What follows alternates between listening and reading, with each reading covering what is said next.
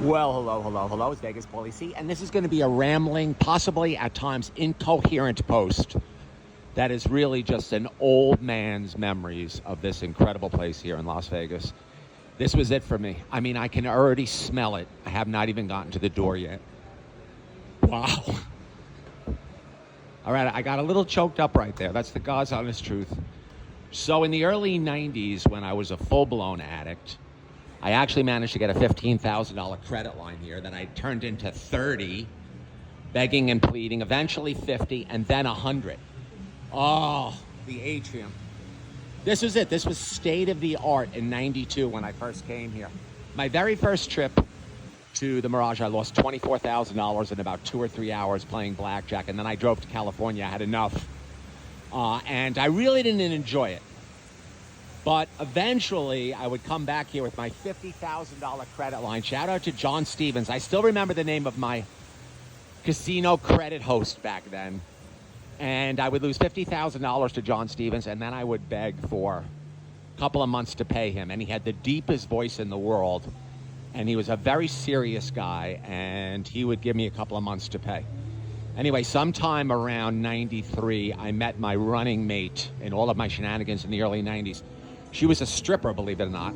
Of course, I had to get myself a stripper because I was so incredibly awkward and nerdy and just uncomfortable in my own skin, which has no pigment, by the way. That's why I suffer from so much social exclusion, but that's a whole nother story.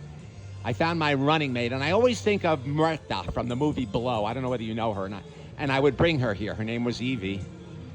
And we would play to that $50,000 credit line and get drunk and mess around. And I would almost always lose. But I had a great time here in the early 90s. And now it's closing. And I don't know where this post is going to go. I don't know if I'll have the balls to put it up on Instagram and TikTok because nobody cares. But it's definitely going at least on my YouTube, where most of my personal stuff is. And the very last week that I played here, when I lost $1 million, the week of April 20th, 1995, one of my last plays was here. I had $10,000 up. I split twos against a six. And I remember I lost like 3 out of the 4 hands. I ended up owing them $100 some odd thousand, actually $110,000. Oh my God, the memories here. Anyway, one night, one of my favorite stories here, one night I won $100,000 in about 20 minutes playing $5,000 a hand. I took the money, I ran over to the Desert Inn, and I lost it. And I came back here and I got another $100,000, and I took it over to the Desert Inn and I lost it. So I was up $200,000 here. And I requested a comp, and they looked at me like I was out of my mind. But, I mean, I gave them the action. In any case, I ended up losing about $600,000 here over my career. I would say between $600,000 and $700,000. And I can't really say I regret any of it. That was the genius of Steve Wynn. Steve Wynn would enable you to lose large sums of money and not feel bad about it because of how cool he was, because of his personality, because you just wanted to see him, you just wanted to hear his voice. You just wanted to be in one of his properties. And after he built this, he built the Treasure Island, which was also a lot of fun. And then he continued onward. And when he built the Bellagio in 1998, it cannibalized a lot of the revenue. I remember the number that I came up with at the time was $40 million. I don't remember whether that was for the quarter or for the year, but it scooped about $40 million in revenue out of here, which went over to the Bellagio. And that, combined with him opening up Beau Rivage in Mississippi, led the MGM people to get that opening where the stock of Mirage went down to about $11.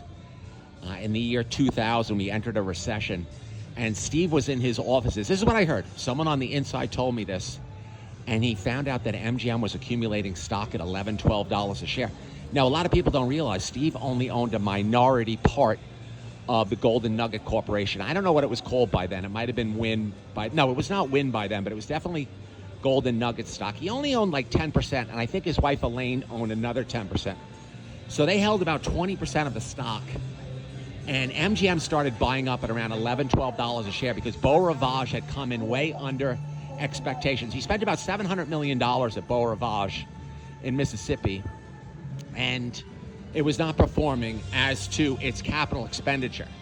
So MGM started buying stock, and a friend of mine, I always call it a hostile takeover, but a friend of mine who was a casino analyst and very knowledgeable in Las Vegas told me that there's no such thing as a hostile takeover, that they started accumulating stock. Someone on the inside told me that Steve trashed his office. I don't know whether that's true or not, so I don't want to say that I know that for a fact, but Steve was so upset when MGM started accumulating that stock that he trashed his office that day, and they kind of forced him out. I don't really know every single particular, but he got out of there, and then he bought the Desert Inn property for $200 million. Did he pay $200 million for that 200 acres over there at the Desert Inn? Was it $100 million or $200 million?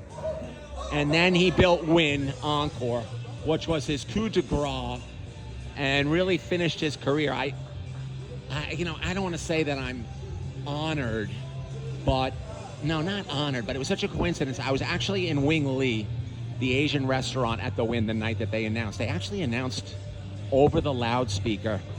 It was February, God, do I remember the exact date? I think it was February 7th, 2018, but I could be wrong.